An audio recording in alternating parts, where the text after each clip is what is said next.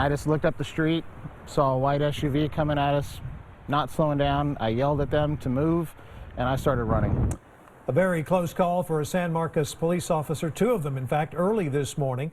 Right after placing a suspected drunk driver in the back of a cruiser, police say another car slammed full speed into theirs. They think that driver had been drinking too. Two officers were hurt, but everyone was able to walk away on their own.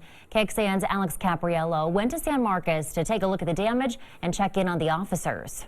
Our guardian angels were there. It happened in an instant. A second or two is all the warning I had. As San Marcos Police Sergeant Samuel Myers examines the SUV that nearly killed him and his rookie partner, the 26-year veteran still shakes it off like it's nothing. Doesn't look as bad as a backfire patrol car, but still, he's got a lot of damage. It hits me that we could have lost an officer. Commander Chris Turow says this close encounter should be a wake-up call for anyone who gets behind the wheel after a drink. They think they're invincible. The kids that age is what I'm talking about, is they think nothing's going to happen to them. Well, it can and it will. The location of the collision is in the square, the bar district in San Marcos. They don't think they're intoxicated. Some of it, I'm just going down the street, and some of it is, you know, they just don't have the experience to know how much levels that they're at. The good news, these officers say ever since Uber and Lyft started operating in the city, drinking and driving has actually decreased. Even still, Sergeant Myers will continue to keep his head on a swivel as he protects the people of his city. That's what we're out here for, is to try and keep the streets safe from stuff like this from happening. In San Marcos, Alex Capriello, KXAN News. Now, this actually wasn't the first time that this has happened to Sergeant Myers. He says about 10 years ago, a drunk driver hit him during a traffic stop.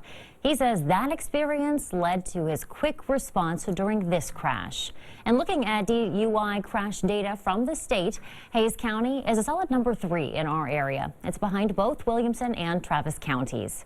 In addition to whatever legal punishments that you might face, Texas State University can and will impose an additional punishment for people who were caught driving drunk on campus. A first-time offender will have to pay $50 for an alcohol education class.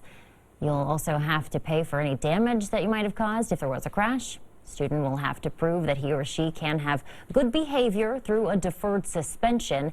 If the offender is under 21 years of age, a parent will be notified. A second offense leads to a suspension, so that student will have to take at least 1 semester off. A third DWI offense means expulsion.